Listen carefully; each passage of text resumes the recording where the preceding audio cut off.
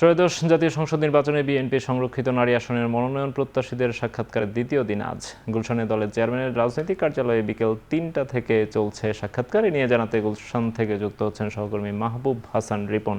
রিপন, আজ কতজনের সাক্ষাৎকার নেওয়া হয়েছে বা হবে, কি বলছেন মনোনয়ন প্রত্যাশীরা?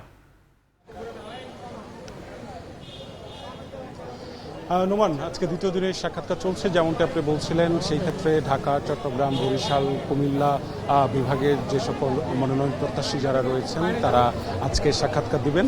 বিকেল 4টার দিকে সাক্ষাৎকার শুরু হয়েছে। সাক্ষাৎকার বোর্ডের প্রধানমন্ত্রী এবং বিএনপি চেয়ারম্যান তারেক রহমান রয়েছেন। তিনি তার সভাপতিত্বে স্থায়ী কমিটির গুরুত্বপূর্ণ সদস্য এবং জাতীয় কমিটির গুরুত্বপূর্ণ সদস্য বৃন্দ সাক্ষাৎকার বোর্ডে রয়েছেন।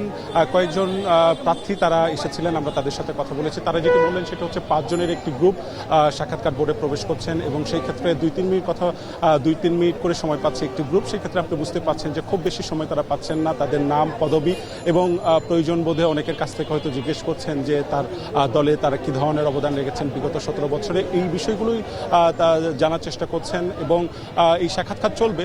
সেই ক্ষেত্রে গত শুক্রবার আমরা দেখেছি যে প্রায় 300 জনের মতো প্রার্থী তারা সাক্ষাৎকার দিয়েছেন। যেহেতু 21 এপ্রিল সাক্ষাৎকার মনোনয়নপত্র দাখিলের শেষ সময়, কাজেই এই সময়ের আগেই সবকিছু গোছানোর একটি পরিকল্পনা রয়েছে। সেই ক্ষেত্রে আজকে দিনটি খুব গুরুত্বপূর্ণ।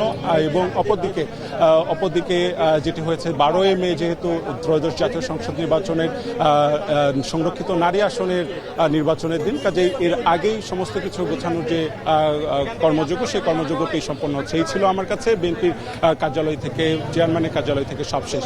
নোমান। বিএনপির সংরক্ষিত নারী আসনের মনোনয়ন প্রত্যাশীদের সাক্ষাৎকার চলছে, সেখানকার খবর জানাচ্ছিলেন সহকর্মী মাহবুব হোসেন রিপন।